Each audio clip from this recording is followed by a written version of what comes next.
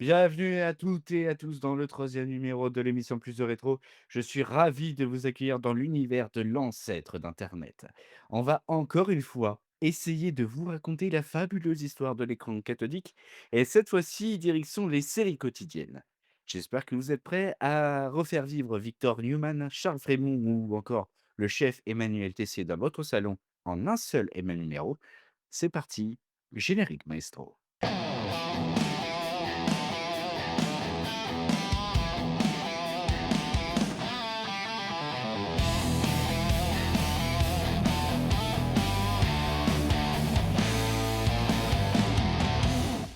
Merci d'être présent pour ce troisième numéro de l'émission Plus de Rétro. Et comme je vous l'ai dit en introduction, on va s'intéresser aux séries quotidiennes.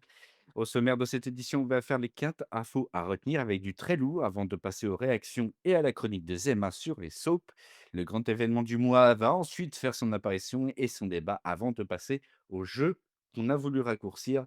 Et là, on va un peu plus s'amuser, je vous l'assure. Avec moi sur cette édition de Plus de Rétro, il y a l'indissociable élément de Plus de Télé avec moi, Zema, bonsoir. Hello à tous, bienvenue, bienvenue. Eh ben, c'est parti pour ce troisième numéro en espérant que ça va très bien se passer. Et j'espère aussi que ça va très bien se passer. Les 2 premiers numéros se sont excellemment bien passés et j'espère que ce troisième le sera tout autant.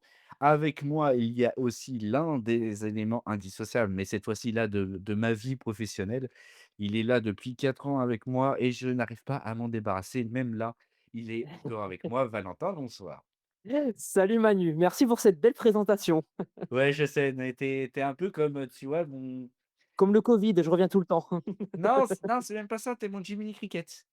Ah OK, C'est ose voilà, le prend bien. tu es mon voilà. Tu vois, de Pinocchio à son Jiminy Cricket, bah, moi j'ai mon Jiminy Cricket à moi et c'est toi, voilà. Ah, c'est gentil. Bah, non, tu pas mon caillou, dans ma chaussure, quand même pas. Avant de passer à la chronique de Zema, faisons un point sur les 4 infos à retenir de ces dernières semaines. Venons voir les infos de ces dernières semaines si vous le voulez bien. La télévision française, alors connue des airs noirs ces dernières semaines. Non, je ne parle pas d'audience, mais je parle bien de disparition. Au début du mois de mars 2026, Bruno Salomon nous a quittés très précipitamment. L'interprète de Denis Boulet dans la série Fais pas ci, fais pas ça a eu le droit de nombreux hommages, dont un dans la série A priori ces derniers jours, puisque ce dernier a fait un passage éclair dans la saison 2. D'autres personnes nous ont quittés ces dernières semaines, comme, un certain Chuck Norris, un dissociable interprète de Walker Texas Ranger ou l'une des figures du film Expendables 2 aux côtés de, Sylvester Stallone et Arnold Schwarzenegger. Mais, lui aussi a eu le droit à plusieurs hommages, notamment sur le groupe TF1 et puis, on a eu l'une des comédiennes les plus reconnaissables avec son chantement, Isabelle Mergo, qui a eu le droit aussi à des hommages sur RTL avec Laurent Ruquier dans Les Grosses Têtes ou encore sur France Télévisions avec, plusieurs pièces dont La raison d'aimer avec Gérard Jugnot et puis ces derniers jours, Nathalie Baye, la maman de Laura Smet, nous a quittés à l'âge de 77 ans. Elle avait joué dans de nombreux films, notamment les derniers comme Alibi.com 2, le film de Philippe Lachaud, ou encore dans le film Arrête-moi si tu peux, le film de Steven Spielberg, où elle campait le rôle de la mère de Frank, alias Leonardo DiCaprio. Deuxième info, Disney Plus double Netflix. Ah, la chronologie des médias a beau nous surprendre, puisqu'elle a eu quelques changements au début de cette année, alors que Disney Plus devait attendre 17 mois pour diffuser un de ses films sur sa plateforme. Ce ne sera désormais plus le cas. La firme de la souris aux grandes oreilles a conclu deux accords avec les mêmes organisations de l'audiovisuel et du cinéma en France. Disney s'engage à investir 25% de son chiffre d'affaires dans la production de contenus hexagonaux, soit 115 millions d'euros en 3 ans, et financer au minimum 70 films sur cette période. Disney+ a donc obtenu le droit, avec ce nouveau pacte, de diffuser ces films 9 mois après leur sortie au cinéma, contre 15 pour Netflix et 6 pour Canal+. CNews est en train de subir un lourd revers de médaille avec la guerre en Iran. Sa ligne éditoriale a alors montré ses limites. La chaîne d'info du groupe Canal+ a alors cédé son leadership au mois de mars au profit de BFM TV. Le canal 14 de la TNT a signé un mois de mars à 3,2% de part d'audience, à égalité avec LCI. Cependant, la semaine de Pâques sur CNews au début du mois d'avril a été fatale, avec 3,1% de public, et la semaine d'après a alors fait flancher cette dernière à 2,5%.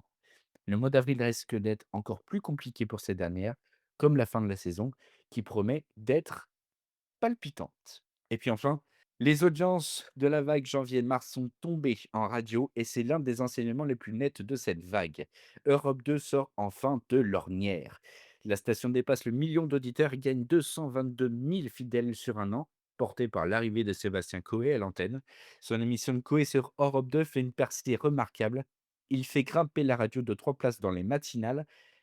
Elle est proposée de 7 heures à 11 heures et elle a été publicitée par 168 000 auditeurs. C'est 98 000 de plus que l'an dernier. À l'inverse, la véritable sensation du trimestre vient de Radio Nova. La station enregistre une progression spectaculaire, plus 818 000 auditeurs en un an, soit plus 106 et une audience cumulée de 2,8 et 1,59 million d'auditeurs. À l'opposé de cette dynamique, Nostalgie subit une vague particulièrement défavorable. La station recule à 5,3 d'audience cumulée, en baisse de 0,4 points sur un an, avec 3 millions d'auditeurs. RTL gagne 10 000 auditeurs sur une vague, mais perd 150 000 perdants sur un an. Elle est au coude à coude avec France Info, troisième, avec 4,89 millions d'auditeurs cumulés. En part d'audience, la station du groupe M6 est deuxième, avec 10,7 de part d'audience, contre 4,6 pour la station du groupe Radio France. Voilà pour les 4 infos, de cette édition 3. Est-ce que quelqu'un veut réagir sur l'une des Al 4 infos qui a été alors donnée? Valentin, puisque tu avais l'air d'être, précipité, oui, je t'en prie, vas-y. alors déjà tes 4 infos Manu sont passionnantes parce que j'ai quelque chose à dire quasiment sur toutes les infos. Juste, alors on va rebondir un peu sur l'actualité. C'est vrai que la mort de Nathalie Baye, c'est inattendu, enfin elle était malade depuis cet été, mais on peut le savait et c'est vrai que Mmh. c'est vraiment l'année 2026. Je pense que c'était le cas en 2016, mais là 2026, c'est l'année la plus horrible. Il y a quand même eu aussi Loana, Ouais, Eric Dan de Grey's Anatomy, Lionel Jospin, Chuck Norris, tu l'as dit, Robert Duval, grand acteur américain, Roland Courbis, donc Salomon, Isabelle Mergo, tu l'as dit, Catherine O'Hara, la mère dans Maman, j'ai raté l'avion, c'est vrai. l'acteur qui jouait Dawson, James Van Der Beek et évidemment Nadja Fares également, qui nous a quittés, ben, en même temps que Pareil, Nathalie Baye. dans les mêmes, heures que Nathalie Baye, C'est fou. à quelques heures près. C'est une année de fou en termes de décès.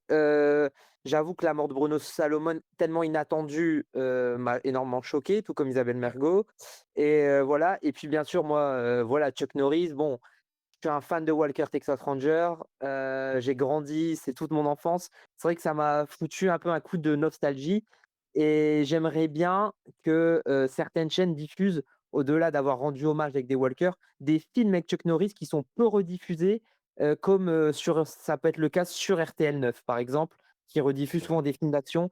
Je trouve ça dommage que sur la TNT, il y a pas souvent ce genre de film marche bien, mais un bon Chuck Norris sur TF1 série film Sister, je suis sûr que ça fait 400 000 et ça peut cartonner. Quand on voit le succès des rediffs de L'Arme fatale, tous les 6 mois, Mmh. un bon film d'action à la Chuck Norris, ça pourrait marcher. Oui, non, Voilà ça pour pourrait marcher. j'ai et voilà et juste sur tes audiences radio, bon, évidemment, on l'avait déjà discuté, c'était lors de la deuxième émission, me semble-t-il. Bon, Koé, je suis très content puisque c'est un animateur radio que je suis depuis que je suis petit et je suis content que Europe 2 remonte et par Mmh. contre, ce qui est bien, c'est que là où le groupe, Énergie baisse, la seule qui augmente grâce au virage 100 2000, c'est Chéri FM. Pour la C'est deuxième vrai. vague d'affilée, ils sont en hausse. Ils sont très bons sur les réseaux sociaux et Chéri FM, ils prennent le virage de on fait de la radio pour ceux qui les écoutent et donc pour les 25-49 ans nostalgiques des années 2000. Nostalgie va pas diffuser des sons années 2000, mais nous, on va faire là et je trouve que ce créneau-là, je sais pas si à long terme ça va continuer de marcher, mais là, depuis 6 mois, franchement, Chéri FM, ils ont gagné beaucoup d'auditeurs avec ce virage éditorial Et en et je trouve fait, ça vraiment, vraiment top. c'est un équilibre parce que, il y a un observateur des médias qui est sur les réseaux sociaux qui dit qu'en fait, Chir FM est parfaitement stable. Ça gagne entre plus ou ça perd entre plus 2. Elle est parfaitement stable et pour le coup, je trouve que le virage 90-2000 de Chir FM est assez incroyable, notamment aussi avec, la venue de Séverine Ferrer qui fait un podcast et qui est, tous les jours de 22 heures à minuit sur C'est Chérie ça. FM, pour parler justement de cette nostalgie des années 2000 est très passionnant. Et sur Hem, Instagram, il y a d'ailleurs beaucoup ils sont très bons en com sur les réseaux sociaux. Justement, la chronique Sandrine Ferrer, elle est beaucoup relayée sur oui, c'est vrai. Instagram. Alexandre Devoise, il marche bien à la matinale aussi. Et juste avant de donner la parole à Zaïma, pour qu'il complète, heu, les infos, j'ai une petite, info par rapport à CNews. Enfin, c'est pas une info, mais j'ai eu la chance d'interviewer, Georges Fenech, chroniqueur de l'Heure des pros. Qui est un visage phare de CNews depuis bientôt 10 ans. Et justement, je lui ai demandé, comment il analyse la baisse d'audience de CNews à cause depuis la guerre en Iran. Et donc il m'a répondu ceci pour le site Toute la télé: «Cette situation de guerre au Moyen-Orient est couverte de manière plus proche du terrain par d'autres chaînes qui ont des services internationaux avec de grands reporters plus importants que le nôtre. Je comprends parfaitement que cette période ne soit pas forcément très favorable. Mais c'est un moment. On maintient quand même des taux d'audience très élevés. Il y a des émissions qui sont toujours en tête de gondole, que ce soit Pascal Pro ou Christine Kelly. Les autres font des scores importants aussi, comme Gauthier Lebray ou Elliot Deval. Je ne doute pas qu'on va très vite reprendre le leadership.» Donc voilà, et il a bien conscience que CNews est plus centré sur les problèmes nationaux qu'internationaux. Donc forcément, dans l'ADN, c'est Bah, plus les forcément, problèmes internes. il va faire de la communication de sa chaîne. Forcément, c'était Oui, oui, obligé non, mais en soi, et c'est puis, pas faux. BFM LCI bah, ont plus de alors moyens pour pour le couvrir coup, je suis le. désolé, mais, je vais contrebalancer aussi cette, info et cette déclaration de Georges Fenech, parce que, alors certes, on a effectivement, Pascal Pro qui maintient un rythme de gondole qui est assez, qui est autour des 10, mais en face, Apolline de Malherbe est très forte, justement portée aussi par la guerre en Iran, et Julien Arnaud pareil, et Julien Arnaud devance Gauthier Lebret sur le créneau 10h midi. Donc quelque part, il est, Oui. taux d'audience très élevé, je suis pas sûr parce que l'année dernière, Jean-Marc Morandini était très, très fort et il, Ouais. contrebalançait tout le monde. Tiens, juste qu'il a tenu ses propos mi-mars avant que Apolline de Malherbe continue de progresser. Voilà, c'est juste pour resituer, être totalement transparent. Depuis, ça a encore évolué entre ses propos et les audiences. Après, j'ai envie de te dire, les gens préfèrent de l'information de qualité et sur le terrain que, bah, de la fake news. Si tu remarques bien, CNews, qu'est-ce qu'ils font? Ça commence à tanguer, qu'est-ce qu'ils font? Bah, Éric Tanguay directement 100 Frontières. Bon, bah, je suis désolé si, s'ils aiment bien mettre du ramassis, bah, ils mettent du ramassis, tant mieux pour eux. Mais bon, Canal+, ça arrive, largement sur un socle où il va falloir qu'ils évoluent le plus rapidement possible, sûrement mettre des gens de terrain, signés avec des grandes pointures, du journalisme parce que bon, Pascal Praud, Christine Kelly, je pense qu'à un moment, les gens vont en avoir marre. On le voit aussi, par exemple, sur, les audiences, radio où Europe 1 commence à se manger, à se casser, un petit peu les nets. Pascal Praud ne fait pas des très bons scores comme on pourrait sous-entendre et puis avec, tout ce qui s'est passé actuellement et tout, je ne parlerai pas du grand cirque de Pinter, qu'on a eu pendant 4 mois où un certain clown zozo, à savoir Charles Allonche, n'hésite pas à aller sur le groupe Bolloré pour dire, «Sniff, argent trop donné, sniff, je suis le méchant et tout», donc ça, pour ça, on va pas en parler. En revanche, Europe 2 a quand même compris que bon, c'est dans les valeurs sûres, qu'on fait, de l'audience. Après, j'ai envie de dire, tu peux mettre tout et n'importe quoi, qui passe après, Castaldi, forcément, l'audience montera, hein. Faut être C'est vrai honnête. que pour le coup, je suis d'accord qu'Assel dit, Oui. alors dans le début des années 2000, c'était bien en radio parce qu'il avait un vrai ton et cetera. Aujourd'hui, bon, il faisait plus de radio depuis quasiment 20 ans, hein. Forcément, il avait perdu l'habitude et on l'a dégagé très vite, justement au profit de Koé, et effectivement, il a redynamisé un peu la radio, et pour Et le coup, je trouve que, Koé apporte une valeur ajoutée, à ce truc-là. C'est que, pour la petite info coulisses, c'est que, Koé est arrivé donc avec son équipe, avec Corentin, avec Pietre qui est un des membres indissociables de l'équipe de Koé, mais aussi Stouff, et Stouff n'est autre que la compagne de Gaël Sanquer, et Gaël Sanquer est devenu récemment le directeur, des antennes d'Europe 2 et de RFM. Donc quelque part, il apporte même une valeur à ces radios, et je pense que ça peut, très faire, monter et faire progresser Europe 2 dans sa dynamique. Voilà. parce qu'il avait été évincé d'énergie, Gaël Oui, Sanquer. voilà, justement, parce que Gaël Sanquer avait reçu un ultimatum de la part d'Énergie, c'était soit, Stouff, donc Stéphanie était évincé de la grille d'Europe 2, soit, lui dégageait et lui a préféré justement garder sa compagne à l'antenne et lui, partir. Donc je trouve ça un geste plutôt très beau. Je rebondis sur ce que Zema disait par rapport à CNews, c'est que, CNews est en difficulté et CNews le sait. C'est pas ils font pas la sourde oreille. C'est-à-dire que CNews, dans son découpage médiamétrie, met des virgules météo de 32 minutes. Voilà. C'est-à-dire qu'en gros, le 120 minutes info ne dure plus que 47 minutes et en gros, ils mettent des virgules météo de 32 minutes pour justement essayer de dynamiser un peu les tranches. Sauf que ça fonctionne pas Ouais. forcément. Voilà. C'est pas un peu une fraude envers Médiamétrie sur tout ça? Et après, puis même, un autre, Non, mais après, fait. ils peuvent découper les programmes comme ils veulent. C'est l'une des libertés que les chaînes ont, c'est-à-dire ils peuvent découper les programmes comme ils veulent, comme un peu, le Quotidien qui met sa dernière partie de 13 minutes ou Tout Beau, Tout Neuf, pareil sur W9. Donc quelque part, ils peuvent découper les programmes comme ils veulent. Sauf que même les découpages qu'ils font ne fonctionnent pas pour l'après-midi, parce que l'après-midi, c'est, LCI qui prend l'avantage avec BFM. Donc, voilà. Sur CNews, il y a aussi une mauvaise enfin, il y a eu l'affaire Morandini Mabrouk et après, il y a eu la guerre en Iran où c'est plus dans l'ADN d'LCI et BFM malgré tout. On va voir comment ça se passe, mais je pense que avec les élections 2027, je pense que CNews, l'actualité sera plus nationale et CNews, à mon avis, va quand même refaire des bons chiffres. Après, il y a une énorme baisse d'audience, c'est vrai, mais c'est pas non plus, du niveau de France Info qui, eux, sont totalement à la ramasse par rapport à BFM, LCI, CNews, Alors qui tire oui, vraiment la bourre. on est d'accord que France Info est totalement à la bourre et on en avait discuté, pour le coup, je donne un avis strictement personnel et qui n'engage que moi.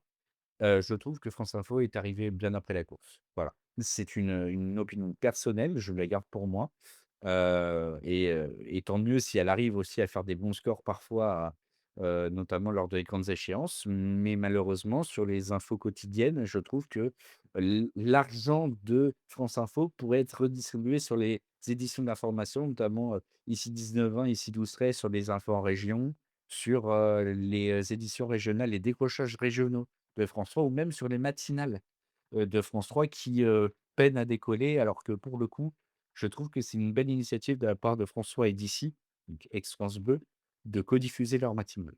Après, comme, j'aimerais bien dire, comme ça, est-ce que CNews on peut considérer ça comme une chaîne info et non, Non, plutôt comme une chaîne d'opinion? c'est ce qu'on avait dit, hein, c'est ce qu'on avait dit lors Mmh, des précédents numéros, hein. Pour moi, CNews est une chaîne d'opinion et non pas une chaîne d'information. Alors certes, ce qu'on appelle des flash infos, toutes les demi-heures ou toutes les heures, mais pour le coup, ce n'est pas une ch pour ma part, ce n'est pas une chaîne d'information, mais une chaîne d'opinion et pour le coup, ça change totalement la donne. Donc, voilà. Non, mais on l'avait dit de toute façon. Sur ce, merci d'avoir réagi. Est-ce que vous avez d'autres réactions ou pas du tout? Pour ma part, non, j'ai pas dit du ce que tout. j'avais à dire. OK. Et après les infos du jour de Zema, quant à lui, va nous emmener sur l'univers du Substreet. Zema, amène-nous de ce pays merveilleux, s'il te plaît. Ah, pays merveilleux, ben on y va. C'est parti parce que bon, on a toujours dit que les feuilletons, c'était souvent des trucs français et ben non, parce que le feuilleton est un exercice que nos camarades d'outre-Manche ou d'autres océans, c'est bon, je l'ai inventé, je l'ai déposé, c'est d'une pays maintenant, pratique depuis fort longtemps et non, il n'est pas question de voisins, de Marc et Sophie, de voisins-voisines sur la 5 ou encore de notre très chère Maggie sur, Antenne 2. Pour commencer, petit détour par les USA, on connaît souvent les soaps américains comme Côte Ouest, l'archétype du genre, ou les légendaires Dallas, ton univers impitoyable, et Dynasty qui sont un univers, totalement pitoyable et grotesque. Personnellement, j'ai mon petit chouchou qui The Colbys, c'est un spin-off de Dynasty qui n'a pas marché du tout. C'est une série qui avait une grosse pointure en tant qu'acteur, à savoir Charlton Heston, qui a joué dans Cléopâtre, Ben-Hur, qui est juste un réchauffé de Dynasty, autant que c'est un spin-off avec des riches tout pourris, qui a une fin tellement what the fuck que même, Fox Mulder en serait jaloux. C'est une histoire d'alien où l'héroïne se fait kidnapper, rôle de fin. C'est d'ailleurs la meilleure façon de répondre à une inhalation à votre série, à un network par un puissant, profond bras d'honneur. D'ailleurs, je vous recommande les vidéos de Beach Doctor, qui sont sur YouTube, allez les voir. Mais aujourd'hui, dans ce numéro, j'aimerais me concentrer sur les swaps, qui parlent de classe populaire. Prenons le ferry et direction l'Angleterre où la reine mère des swaps sur ITV, c'est Coronation Street. Depuis 1960, elle suit la vie des habitants de la rue fictive de Westerfield. C'est un mélange d'humour pince sans rire et des drames sociaux autour de cette rue mythique, mais aussi du pub qui est le Rover Return. La série détient un double record. Déjà, c'est la série la plus longue encore en activité, mais aussi de l'acteur principal qui est encore en activité, hein. Depuis le premier épisode, c'est William Roach, qui a quand même 93 ans et qui joue toujours son propre rôle. Du côté de la BBC, on part en 1985 et toujours d'actualité aussi, Lucifer. La série, elle a été lancée, à cette date-là, 85, 5 ans plus tard, votre, serviteur ici présent, Naki, est toujours en activité et toujours aussi brut, plus nerveux dans les histoires de clans familiaux, de trahison. Lors des spéciales de Noël, c'est souvent 10 millions de spectateurs et il y a même eu un petit crossover avec une autre série de la BBC, un truc, pas très connu avec un docteur qui voyage, dans des galaxies, Doctor Who, je pense, hein.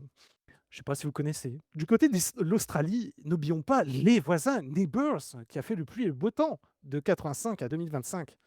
C'est une vraie usine à gaz. Margot Robbie, Kylie Minogue, Jason Donovan ou les frères Hemsworth ont fait leurs armes. Elle a été diffusée sur Seven Network et ensuite sur Network 10 et a été aussi pour les dernières saisons produit par Amazon MGM. D'ailleurs, les premières saisons ont été diffusées sur Antenne 2 en 89.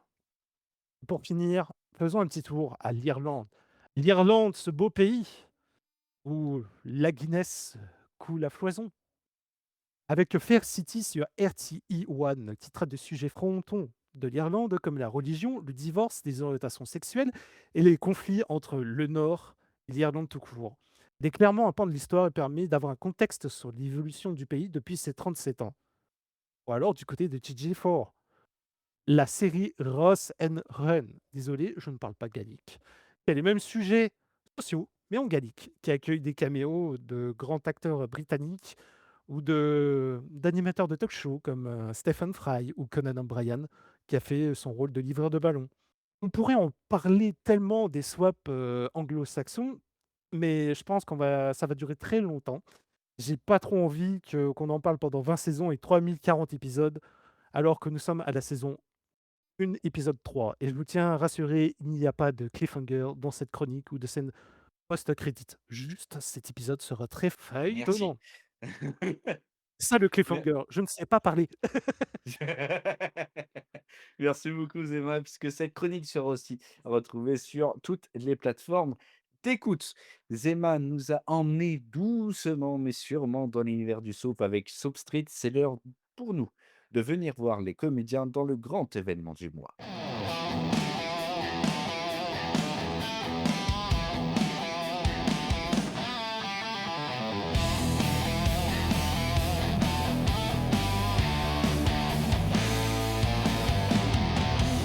Alors que les feuilletons quotidiens ont leur partie prenante dans la grille des programmes en télévision, elles se sont multipliées et ont parfois frôlé l'indigestion il y a quelques mois encore. Mais cela n'a pas toujours été le cas et il a fallu longtemps, très longtemps, pour que le soap opéra à la française connaisse sa référence, à l'instar du plus connu d'entre eux, comme Plus belle la vie sur l'antenne de France 3. On va remonter assez loin dans cette histoire des chaînes de télé qui ont tenté d'instaurer leur Santa Barbara à la française. Il a fallu attendre 1984 pour que Canal+, alors encore bébé dans le paysage audiovisuel, se frotte à cet exercice avec Rue Carnot. Cette série compte les aventures d'un immeuble avec ses locataires et sa propriétaire. Ça fait un peu penser à Nos chers voisins sur TF1.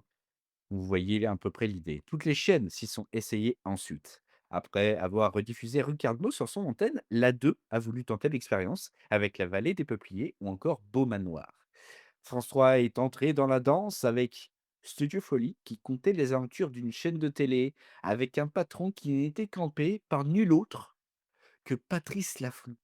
Et même la 5, avec sa courte existence, a voulu rentrer dans cette course aussi avec Voisins Voisines, dont nous parlait Zema tout à l'heure, à la fin des années 80. Vous voyez, la liste est longue, mais à chaque fois, les tentatives n'étaient pas fructueuses, même si elles étaient nombreuses. Vous allez me dire: «Et TF1 alors?» La chaîne qui aujourd'hui diffuse pas moins de 3 feuilletons quotidiens n'a jamais essayé? Bah, j'y viens, forcément, j'y viens malheureux. Je reprends. En 89, Pascale Brognaud, alors productrice de reality show comme Tout est possible pour ne citer que lui, s'essaye à la fiction quotidienne avec la série En cas de bonheur. Mais là aussi, c'est un échec. Mais une personne va réussir ce pari de manière concrète. Il faut attendre le début des années 90 pour voir des feuilletons quotidiens fonctionner et même avoir une caisse de résonance phénoménale. Cette personnalité, c'est Jean-François Porry. Ah oui, pardon, c'est Jean-Luc Azoulay. C'est pareil, c'est le même nom, vous voyez. Avec les studios AB, il va produire Premier baiser, Hélène et les garçons, Les filles d'à côté, Le miel et les abeilles. On peut dire merci au Club Dorothée qui a alors donné le tempo. Mais leur durée n'a pas atteint des milliers d'épisodes non plus, hein. Jean-Luc Azoulay a tenté l'expérience avec l'histoire d'une chaîne télé aussi, pour sortir un peu de ce Club Dorothée et de ses séries AB. Mais TF1 a refusé et la série n'a vu le jour que bien des années plus tard sur la chaîne AB1, avec la liquidation des épisodes qui avaient été montrés à la une à l'époque. Pourtant, les chaînes ont proposé des feuilletons quotidiens qui fonctionnent. Mais ils venaient d'autres pays comme les États-Unis, par exemple. On a eu Les Feux de l'amour avec les aventures de la famille Newman et les trahisons et coups bas de Victor. Le quotidien de la famille Forrester avec Amour, gloire et beauté ou Top Model selon votre préférence. Disponible aujourd'hui sur le groupe TF1. Ce sont 40 ans de diffusion en 2026. Alors que les chaînes de télé se cantonnaient à des sagas d'été, mais on y reviendra plus tard dans la saison. La chaîne française France 3 a dû attendre 2004 pour que France Télévisions lui donne les moyens de ses ambitions pour raconter le quotidien du quartier du Mistral. Le feuilleton s'appellera Plus belle la vie. Et pourtant, les débuts de la série sont catastrophiques. La série ne fonctionne pas. Elle était destinée, comme Château Vallon et consorts, à aller au cimetière des feuilletons ratés. Il a fallu attendre que France 3 et la production ne changent son complet bleu pour se concentrer sur des enquêtes au niveau des intrigues quotidiennes. Ces changements ont été un tour de force avec des audiences qui ont commencé à décoller doucement, puis aller très très fort, jusqu'à atteindre des sommets à 8 millions de téléspectateurs pour les primes et même parfois distancer le journal de TF1 qui était présenté à l'époque par Laurent Ferrari. Aujourd'hui encore, alors que le feuilleton a changé de chaîne, d'horaire et réduit son temps de diffusion, il est le soap qui rapporte le mieux à TF1 en termes de cible commerciale et donc en termes de recettes publicitaires, comme quoi le public revient toujours aux origines. Cette chronique est à retrouver en podcast détaché sur toutes les plateformes d'écoute. Et après ce grand événement du mois, il est le temps de passer au grand débat.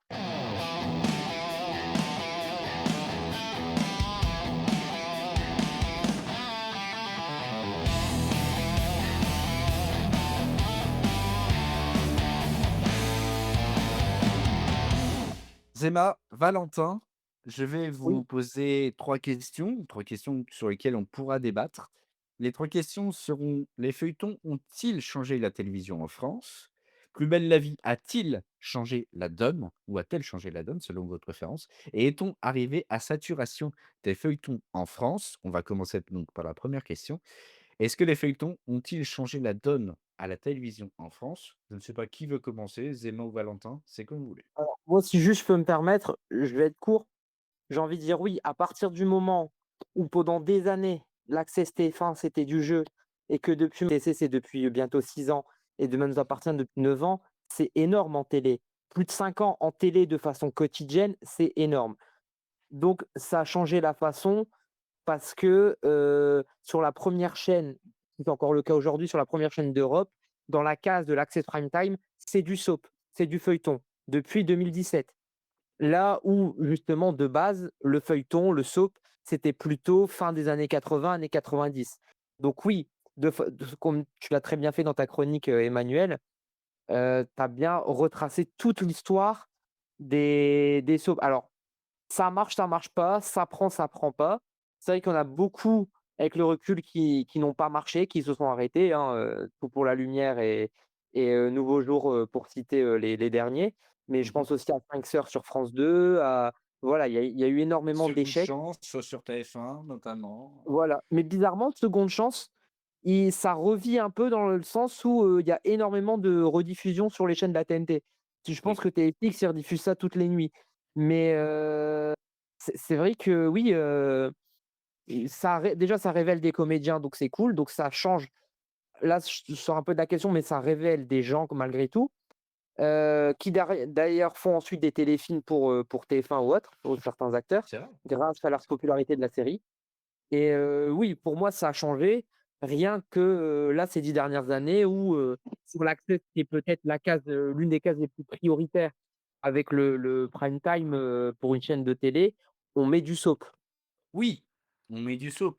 C'est vrai que pour le coup, tu disais que ça révèle des personnes, mais du coup, ça rentre aussi dans la question, est-ce que ça a changé la donne à la télévision en France? Parce que ça a révélé des visages, ça a révélé des acteurs, des Ah actrices. oui, On le voit très bien, avec, plusieurs acteurs qui aujourd'hui oui, sont, des têtes d'affiche Claire de Romane, séries Tout TF1, commence, c'est ça. Benjamin Barotte qui était déjà connu, mais qui, grâce à Tout commence, a pris une autre ampleur et qui fait des films. Et à l'inverse, une Ingrid Chauvin qui était déjà bien connue, bien identifiée avec les sagas de l'été comme Dolmen ou après des séries comme Les Toqués ou autres, grâce à Demain nous appartient, elle a eu un second souffle dans sa carrière.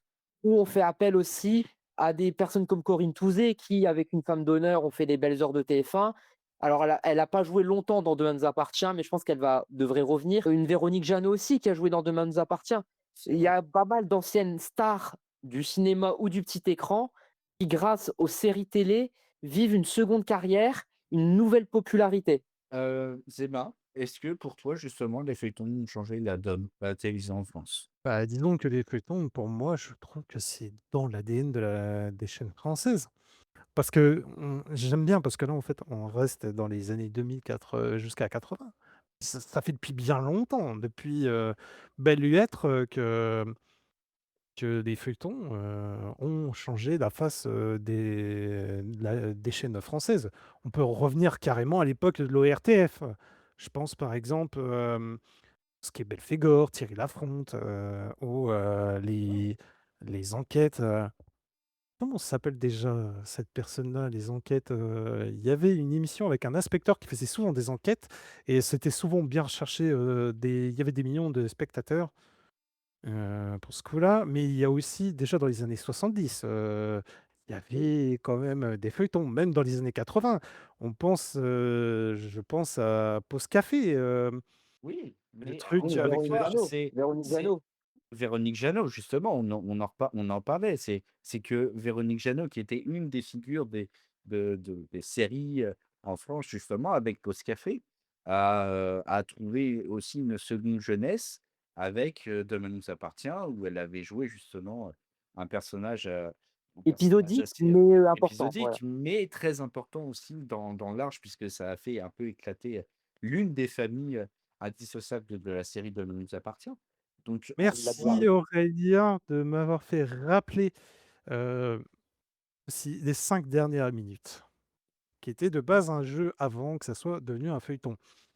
Mais non mais aussi, voilà, tu il y a heu i en fait, il y a des feuilletons qui ont fonctionné, mais des feuilletons très, très, resserrés.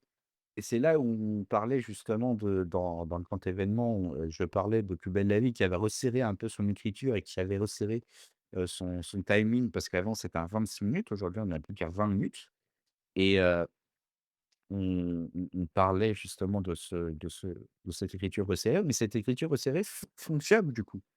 Parce que, aujourd'hui Plus belle la vie est très puissant et je trouve qu'effectivement les 5 dernières minutes est peut-être aussi l'un des rendez-vous, puissants Royaume dans maudit, les années 60-70. Hein?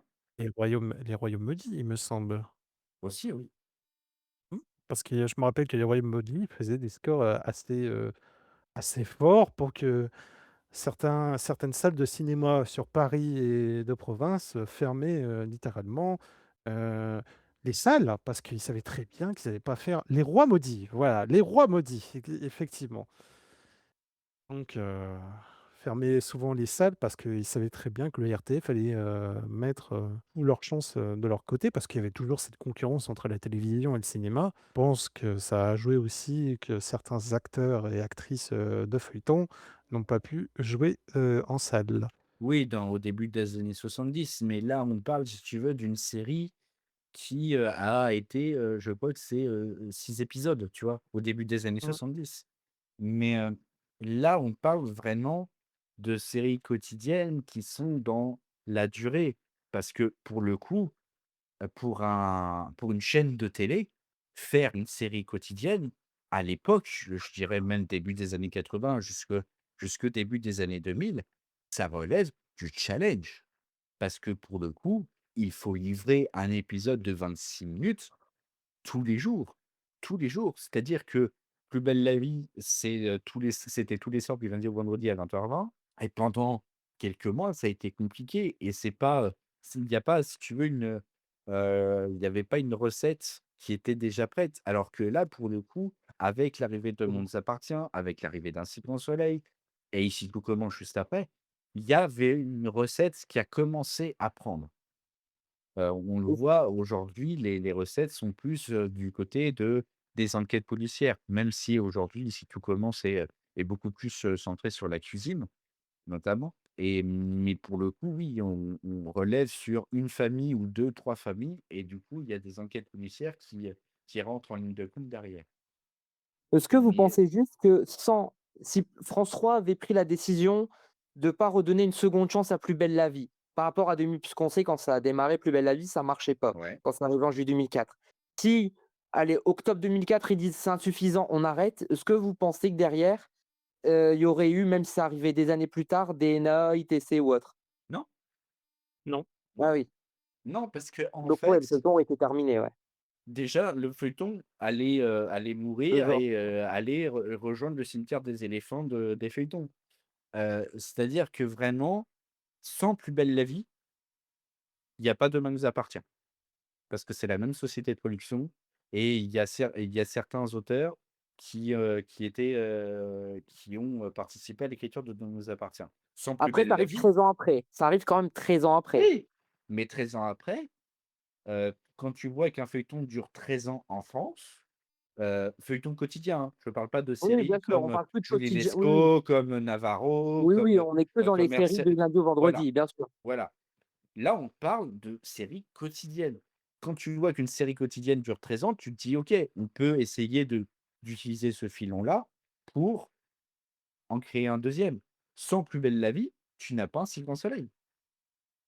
Parce que c'est le même créateur, c'est, tu as 2-3 scénaristes historiques de Plus belle la vie qui sont arrivés dans Un si grand soleil. Tu as certains acteurs de Plus belle la vie qui sont allés dans Un si grand soleil. Sans Plus belle la vie, tu n'as pas, ces 2 séries-là et sans Demain nous appartient, tu n'as pas Ici tout commence, Oui, c'est un spin-off, ouais. puisque c'est un spin-off. Donc quelque part, en fait, c'est, ce qu'on appelle un effet boule de neige. C'est que sans et pareil, sans Plus belle la vie, tu as pas Scène de ménage en 2009 sur M6. C'est Parce que différent, c'est de le la shortcom, c'est plus adapté à alors un gars oui, de alors ménage. oui, mais C'est comme, je Caméra précise, Café. 2009, M6 veut utiliser son créneau de 20h pour aller Oui. concurrencer Plus belle la vie.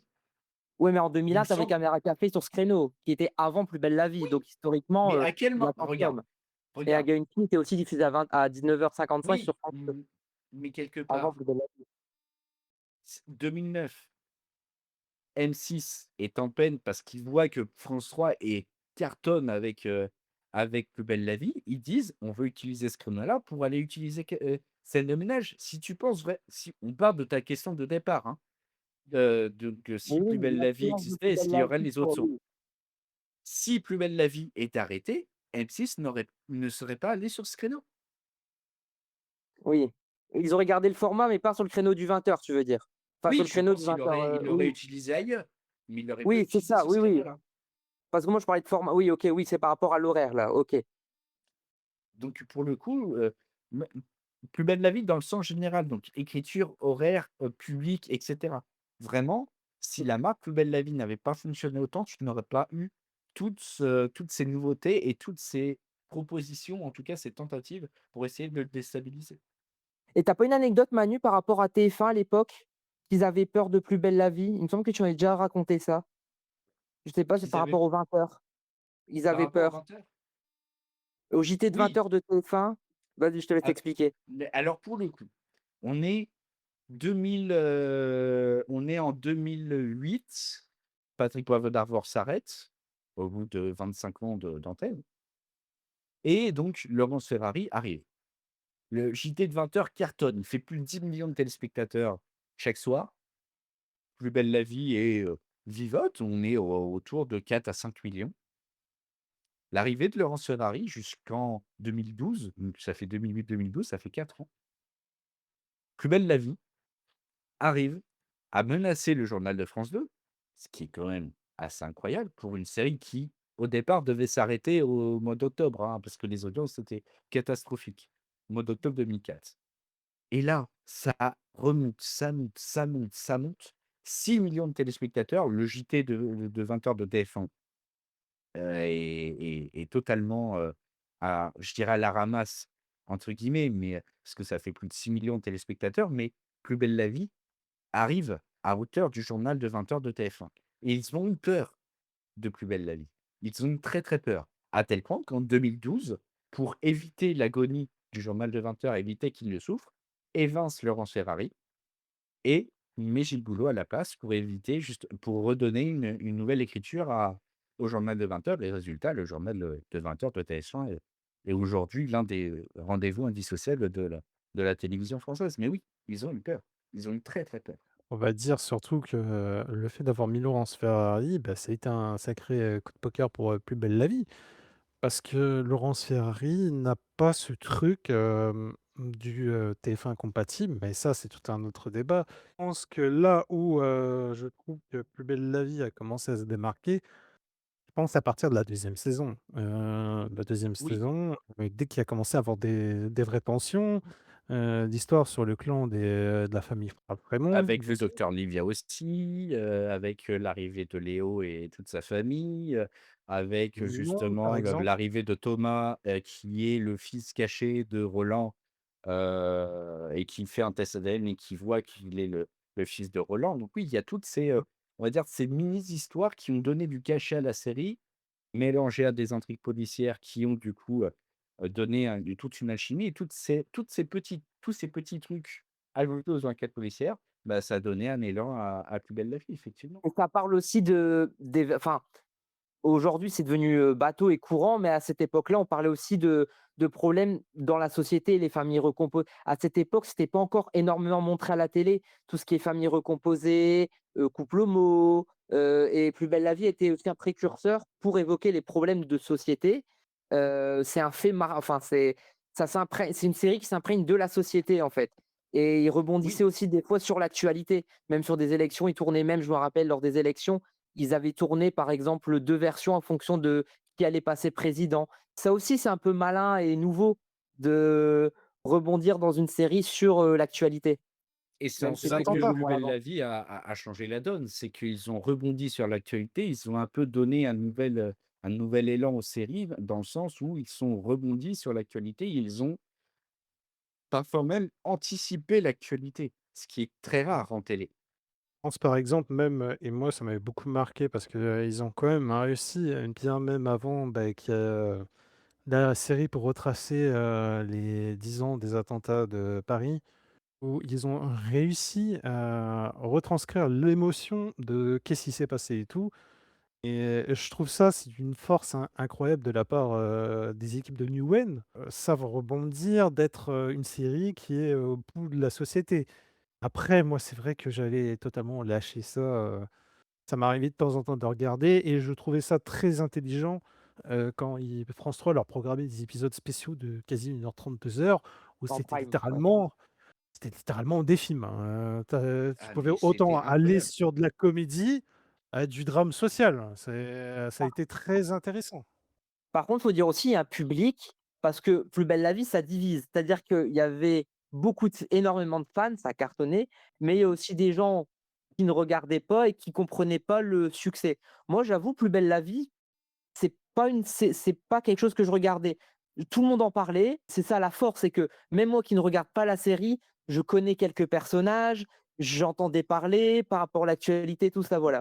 Moi, mon truc, c'est plus après que Demain nous appartient. Pourquoi? Parce que ça devait être un feuilleton, mais d'été. Ça devait durer 3 semaines à la base, DNA. Ça devait pas être renouvelé pour, la rentrée et puis ils ont continué, continué et forcément après il y a eu TC, ben, c'est un spin-off donc j'ai voulu regarder et ça fait qu'aujourd'hui j'ai loupé aucun épisode ou de DNA ou d'ITC. Mais après, c'est vrai qu'il y a eu une accumulation de choses et du coup Et Emmanuel, par donc rapport à ta deuxième question, c'était sur, justement Plus belle la vie. Je pense ouais. qu'on sur l'influence, je pense qu'on a un peu répondu en disant que, il y a eu une énorme influence sur Oui, les mais en autres, fait, chaînes. on y a répondu tout à l'heure. C'est que sans Plus belle la vie, tu n'as pas DNA, sans DNA, tu n'as pas ETC et sans Plus belle la vie, tu n'as pas Un cycle au soleil. Donc quelque part, oui, Plus belle la vie a changé la donne en France pour l'arrivée de 3 autres feuilletons quotidiens en France et Et sur l'impact médiatique aussi, parce que, alors tu vois, par exemple, moi, c'est mes 2 soaps, c'est ITC, DNA, mais je trouve que les 2 soaps dont on parle le plus, et on en a discuté, un peu à 2 d'ailleurs, il y a pas longtemps, j'ai mmh l'impression que Plus belle la vie, même quelqu'un qui regarde pas connaît. oui, Un si grand soleil, bizarrement, pareil. On en parle moins, mais ça impacte plus parce qu'il y a aussi un public plus senior qui oui regarde Un si grand soleil, donc ça parle plus. DNA, hormis peut-être les 2 premières années de DNA, j'ai pas l'impression qu'il y a un impact. Genre dans la rue, j'entends jamais des gens qui vont parler d'ITC ou DNA. DNA, c'était qu'au début. Que j'ai et l'impression que tout le monde pas s'en fout, mais parce que ça marche quand même, mais ça n'a pas l'impact de Plus belle la vie ou d'Un si grand soleil, bizarrement. et juste dernière question, on va y répondre rapidement. Est-ce que pour vous, Alain parce que, Guillaume donc, Rouffet, donc qui était l'un des intervenants des 2 premiers épisodes, enfin du deuxième épisode, de Plus de rétro nous disait que, en off, qu'il y avait, parfois jusqu'à 10 feuilletons quotidiens en Allemagne. Aujourd'hui, nous, on est à 4 feuilletons quotidiens en France. Est-ce que pour vous, on est arrivé à saturation des feuilletons en France? C'est-à-dire que 4, c'est Oui. le nombre maximum qu'on peut avoir en France de feuilletons quotidiens? Oui, parce que, pardon, je prends juste la parole, mais on l'a dit, Nouveau Jour et Tout pour la lumière, ça a été le cas. Donc ça veut dire qu'on en était à 6, puisqu'il Oui. y avait toujours ITC, DNA à l'antenne, plus Tout pour la lumière. Et sur M6, Nouveau Jour et France 3, Un si grand soleil. Et Plus belle la vie l'après-midi sur TF1. Donc ça fait 6 au total. On a vu que Tout pour la lumière et Nouveau Jour, les 2 n'ont pas marché alors qu'ils ont fait une communication. Tout pour la lumière, la com, elle a duré pendant 2 mois, comme radio, télé. Nouveau Jour, Oui. même chose. Ça n'a pas marché, ça n'a pas pris, même en replay. Donc, enfin, Nouveau Jour, ça a un peu marché au début en replay, mais c'est pas assez pour que ça soit renouvelé. Zéna, est-ce que pour toi, on est arrivé à saturation des feuilletons en France? Beh, je pense qu'à mon avis, non, mais que ça soit un groupe et on abuse un peu de trop, dans la facilité, je dirais ouais. Dans le sens où, par exemple, tout le monde tente directement de programmer leur feuilleton quotidien, au même moment que l'autre feuilleton arrive et cetera Mmh. et je pense que en raison des épisodes, parce que là où TF1, via New Wayne a été très intelligent de remodeler, la série Plus belle la vie. Mais après, je pense aussi que les gens, ce qu'ils ont, c'est proposer quand même un petit peu de nouveauté, quelque chose qui change de l'ordinaire et non des mêmes drops, à savoir, «Un tel me trompe», «Ma fille va C'est pas ça. bien» et cetera. «Un grand, patron, local veut racheter, mon bar, donc je vais, le combattre», ainsi de suite. Il Mmh. faut quelque chose de nouveauté. Je veux bien, c'est très cool que le feuilleton, quotidien marche, exceptionnellement. Il faut quand même quelque chose, qui change et il faut regarder et c'est là où c'est intéressant, où Guillaume a eu bien raison de nous faire, le parallèle avec, l'Allemagne.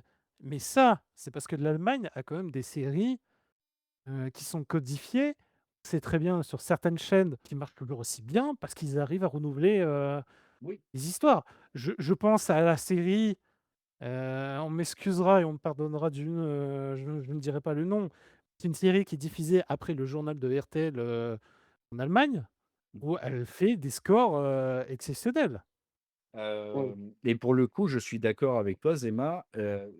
Si un groupe en abuse un peu ou si un groupe, diffuse un feuilleton à la même horaire, forcément, ça va tuer l'un et ça va tuer l'autre.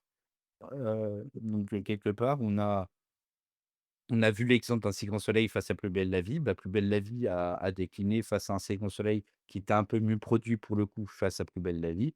Aujourd'hui, Plus belle la vie à 13h40 fonctionne très, très bien avec une écriture resserrée, avec une une nouvelle dynamique et preuve en est que 2 feuilletons savent très bien, cohabiter, mais à des horaires différents. Et aussi, Passons oui, le petit bémol aussi de l'usure, c'est que peu importe le feuilleton qu'on regarde, c'est toujours les mêmes thématiques qui reviennent. Comme l'a dit Zeymo par rapport aux tromperies, justement, on peut on voilà. va en parler justement Ouais. de tout ça dans la deuxième partie. Est-ce qu'on va connaître des feuilletons à la longueur de Des jours et des vies ou des feux de l'amour, qui sont quand même des feuilletons qui ont cartonné et qui, sont à plus de 40 saisons, ou comme Coronation Street, comme avait dit Zema. Est-ce que les feuilletons, ce sont les piliers des chaînes de télé? C'est les 2 questions sur lesquelles on va Heu, poser. On va aller très vite, il nous reste que 10 minutes, donc on va aller assez vite. Est-ce que pour vous, on va connaître justement, Valentin, continue oui, alors moi sur ton argument. Est-ce qu'on va connaître des feuilletons à longueur de Des jours et des vies et des feux de l'amour? pour Plus belle la vie peut-être parce que ça fait déjà 22 ans. En revanche, j'imagine pas DNA exister encore 20 ans tout comme ITC. Parce que les acteurs vont partir, ils sont jeunes, ils ont besoin d'évoluer. Il y en a beaucoup qui partent, enfin, je sais pas. Et puis, encore une fois, je pense que le feuilleton, et je reviens sur Nouveau Jour et Tout pour la lumière qui ont été des échecs, ça Mmh. y est, c'est fini, c'est passé de mode. C'est-à-dire que ce sera peut-être la mode dans 10 ans, dans 15 ans, dans 5 ans, j'en sais rien. Aujourd'hui, la mode est de retour au jeu, comme dans les années 2000. Dans les années 2000, c'était beaucoup le jeu. Là, M6 avec La Roue de la Fortune cartonne, par exemple, avec le jeu. Mais là, TF1, ils ont toujours 3 trains de retard. Ils copient toujours ce que fait, par exemple, M6. Et là, pour eux, ils pensaient que la mode, c'était encore les feuilletons. Mais non, pour moi, le dernier vrai feuilleton, bon, ça a été ITC parce que DNA marchait bien et c'est arrivé 3 ans après, spin-off de DNA, donc ITC. Mais après, c'est tout. Et là, je pense qu'il faut laisser reposer. Et maintenant, la télé, c'est cyclique. Donc là, en ce moment, c'est le jeu qui est revenu à la mode. Peut-être que dans quelques années, ce sera de nouveau les feuilletons. Mais à un moment, il va falloir aussi, et là, c'est pour les séries globales, c'est que souvent, c'est toujours les mêmes corps de métier. Policier, dans le milieu hospitalier, médecin, infirmier ou autre, à la rigueur avocat. Mais c'est vrai que des métiers, ça comme dans Caméra Café, mais là qui était une shortcom, des métiers un peu de bureau, de fonctionnaire, bah, ce serait sympa d'avoir un peu une série autour d'une mairie, du shortcom, je sais pas, mais pour moi, il faut faire preuve d'inventer les choses, essayer de casser les codes que du schéma, classique de Oui, feuilleton, pourquoi pas avoir une conflit ou série autre. quotidienne Voilà. autour de la politique, par exemple? Bah, c'est ça, mais ils peuvent pas, par exemple, DNA au début, il y avait une chose avec la mairie et tout et aujourd'hui, Oui, on n'en avec parle Fleur plus du Valentin, tout. effectivement. Voilà, aujourd'hui, c'est totalement été effacé. Je trouve ça dommage parce que je trouvais vraiment que c'était un super intéressant et je verrais bien c'est dommage que DNA a abandonné, ce côté-là le côté, mairie parce que je trouvais que ça apportait un plus à la série. Mmh. Zéma, est-ce que pour toi, Heu, les feuilletons on va connaître des feuilletons à la longueur de Des jours et des vies? Non. non, clairement pas et je pense qu'il y a un moment où, à force de tirer trop sur la corde, ça va se voir et même, ça commence déjà à se voir. Là où je pense que M6 n'a pas été très intelligent et que ça aurait été, je pense parfaitement pour une série dit hebdomadaire à diffuser en week-end, en access, qui aurait pu changer, par les traditionnels, programmes, qu'on a d'habitude. Parce que faut le dire, en week-end, vous êtes bien gentils messieurs, le corps de la police et de la gendarmerie, mais bon, il y en a un peu trop. Je pense que non, non, pas du tout, pas du tout. Ça va pas durer éternellement. Plus belle la vie, je pense que ça partira, encore sur un run de 5 et 7 ans. 27 ans, 30 ans, je pense que ce serait, un bon âge pour se stopper en ayant un croix de fer, sur, la série. Ça, il y a pas de souci, sur ça. Mais une série comme ici, Tout commence, je pense que ou Demain nous appartient, pareil, dans 3 4 ans, c'est terminé. Oui, c'est ce que nous C'est disait en fait, Valentin quelque part. C'est qu'on a, on a des séries qui aujourd'hui semblent, en tout cas, à bout de souffle. Parce que pour que la série s'arrête, ça va mettre quand même pas mal de gens au chômage et je Oui, pense on est que quand ça d'accord. s'arrête, c'est 1 an à l'avance quoi qu'ils savent parce que c'est toute une économie derrière aussi, hein. C'est toute une économie, mais et pour le coup, en production, en tournage, en diffusion, parce que c'est la deuxième question. Aujourd'hui, les feuilletons, Est-ce qu'ils sont des piliers des chaînes télé? On va y répondre très rapidement. Mais oui, un épisode au global, en moyenne, c'est 100-130 000 € l'épisode, hein. Donc l'épisode de 22 jusqu'à 26 minutes. C'est 130 000 €. Il y a des, séries comme Plus belle la vie, c'est, 80 à 100 000 €. Heu, DNA, ITC, c'est à peu près 120-130 000 € et Un Cycle Soleil, c'est 140 à 150 000 € l'épisode. Donc c'est une vraie économie. C'est, aux alentours de 30 à 40 millions d'euros annuellement et pour le coup, effectivement, en production, en diffusion, mais en diffusion, ça permet aussi à des, chaînes comme TF1, par exemple, sur ITC et sur, DNA et sur Plus belle la vie, d'avoir des visites quotidiennes sur leur plateforme. Parce Ouais, ça marche bien qu'aujourd'hui, en replay, voilà, on est aujourd'hui passé à une économie de plateforme. On le voit avec l'explosion de Netflix, de Disney+, dont on parlait tout à l'heure avec la chronologie des médias, d'Amazon et cetera et TF1+, avec ses séries quotidiennes, engrange des visites quotidiennes avec leurs séries. Il y a, en gros, 400-500-600 000 personnes quotidiennement qui vont voir les épisodes. Pareil pour, Un Cycle au soleil qui semble à bout de souffle, avec, leurs, audiences qui sont à peine 2 millions. Sauf que derrière, il y a plus 800 000 personnes qui arrivent sur la plateforme France Ô TV pour aller voir la série quotidienne. Ça fait 2,8 millions voire 3 millions de personnes qui regardent la série. Mais Donc effectivement, c'est une économie. je suis en train de penser à ça, un truc qu'ils pourraient faire éventuellement pour être sûr de vendre plus facilement les feuilletons, c'est d'aller faire appel, à mettre, des rôles pour des acteurs, qui sont connus, dans leur coin localement. Je pense, à une certaine actrice de telenovela mexicaine très connue, Angélique Boyer, qui est d'ailleurs française de base. Ça aurait été pas mal de la voir, par exemple, chez DNA ou ITC. Ça pourrait très bien, faciliter des diffusions, par exemple, sur le réseau Televisa, au Mexique ou, sûr que des feuilletons qui considèrent ça comme des telenovelas, à la française, ça pourrait très bien les intéresser et je pense que Pour le coup, c'est les l télénovelas à la française, on n'en a pas eu tant que ça, hein. On n'en a pas eu tant que ça. Donc pour le coup, effectivement, peut-être que la telenovela, avec un budget un peu moindre, du genre, je sais pas moi, s en vrai, je pense que Les Mystères de l'amour en mode telenovela, ça pourrait fonctionner. et d'ailleurs, scoop à prendre avec des pincettes, je viens de le lire sur Twitter. Oui, Il y a pas longtemps dans TBT9, de Delphine Vespizer, elle avoue avoir passé un casting pour un truc et il oui, paraît que ce serait pour la nouvelle version des Mystères de l'amour qui débarquerait dans le groupe M6. Mais j'ai lu ça d'accord. sur Twitter, il y a rien d'officiel et au Delphine moins ce Vespizer sera dans écrit la pour la nouvelle version des Mystères de l'amour qui pourrait être sur le groupe M6? En vrai voilà, en c'est vrai, le petit scoop. si la faux se confirme, pour le coup, ça pourrait être une belle idée.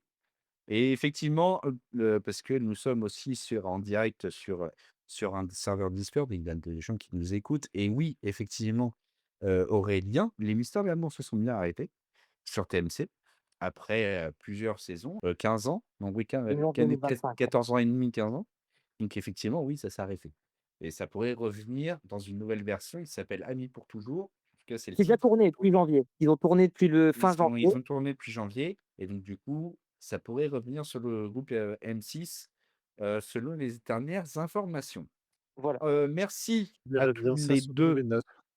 ou, W9 ou Sister, à la limite. On va passer au jeu tout de suite.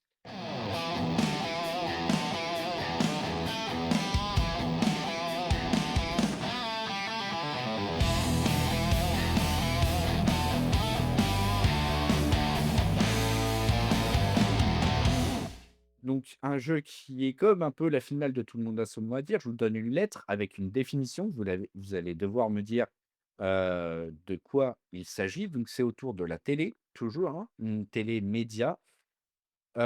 Si vous n'avez pas la bonne réponse, ça passe à votre adversaire et le but, d'avoir le plus de bonnes réponses. Est-ce que vous êtes prêts tous les 2? Je suis prêt. Oui, je suis prêt aussi. Il y a 23 questions, donc il y a pas d'égalité. On Je commence vais avec commencer par Zema, puisque c'est Zema le plus âgé et de toute façon, je fais ce que je veux, c'est moi qui décide.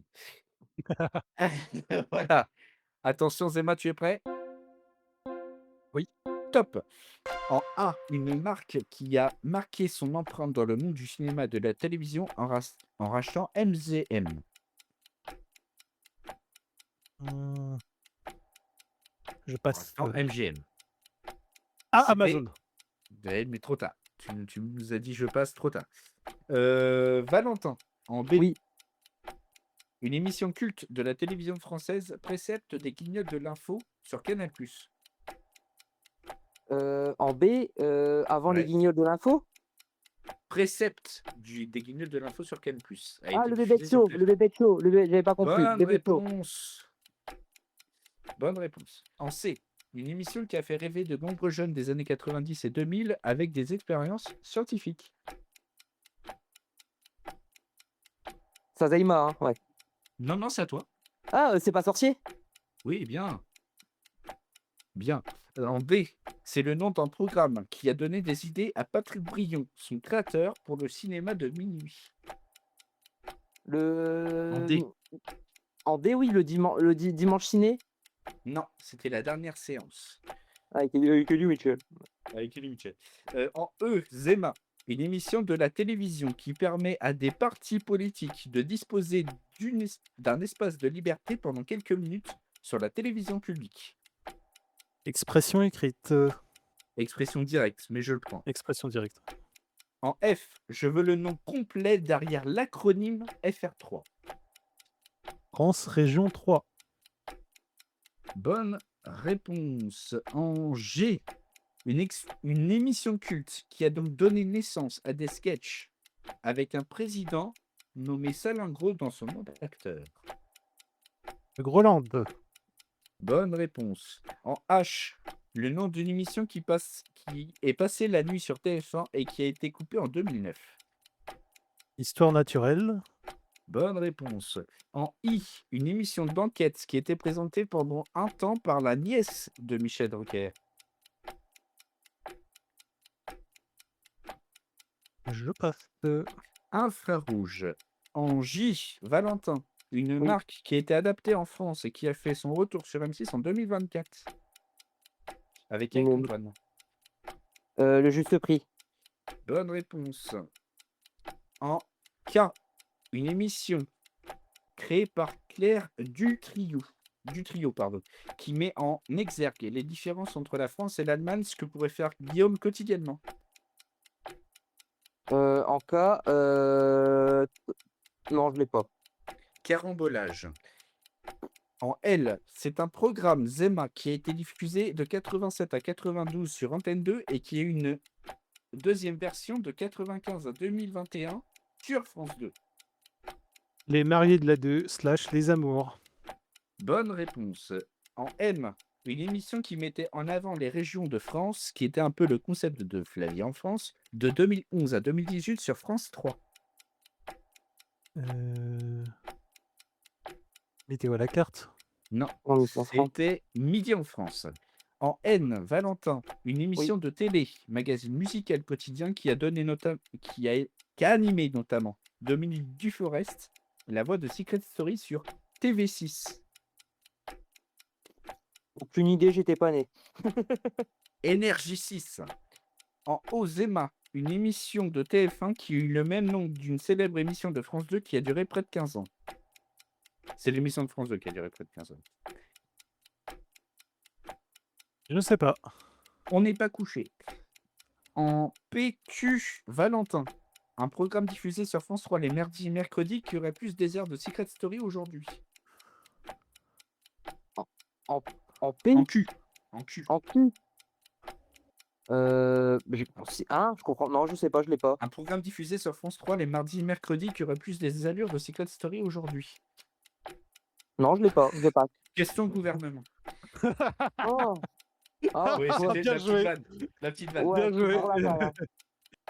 En R, Zema, une émission de médias diffusée sur France 5 de manière hebdomadaire proposée par Paul Amar. Rive gauche, rive droite. Non, revue et corrigée. En S, Valentin, Une émission d'humour américaine qui a eu le droit à un seul numéro sur l'antenne de M6 avec Gad Elmaleh. Saturday Night Live, qui était diffusé un jeudi d'ailleurs. Saturday Night. Yes. En T, une émission qui avait des airs de failles spatio-temporelles avec comme pilote de vaisseau Franck Dubosc notamment. Temps X. Bonne réponse.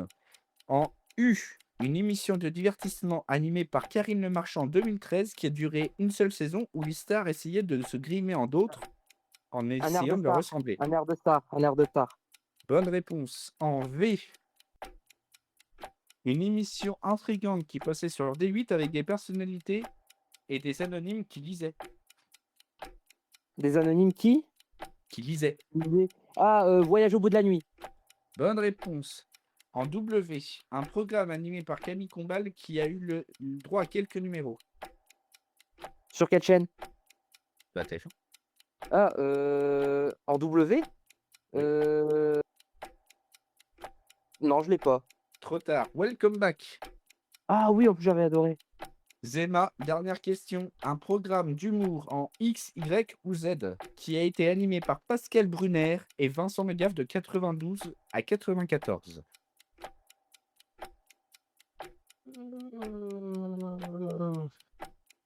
Le la Zoubida, un truc comme ça. Non, Yakapa. Yakapa, ah bah forcément. C'était sur Ouais. FR3. Et c'était créé par Dilux, normalement. Si ma mémoire est bonne. Eh oui, Coco. Alors, quoi? Eh oui, Coco. Guy Lux au mic. Oui, oui. Non, mais j'ai cru que tu allais dire banque, pardon. Alors, 1, 2, Donc, 3, 4, 5, 6, 7 bonnes réponses pour Valentin et 1, 2, 3, 4, 5 et 5 bonnes réponses pour Selma. C'est Valentin qui gagne cette partie. Bien joué, bravo Selma, Valentin. c'était serré. Merci. Merci à tous les deux d'avoir participé à ce 3e numéro de Plus de Rétro. Merci à Zema pour la production et pour la réalisation. Merci à tous de nous avoir écoutés sur ce 3e numéro. Le 4e numéro arrivera dans quelques semaines et on parlera des sagas de l'été. Merci à tous de votre fidélité et on se dit à très vite. Ciao, bye bye.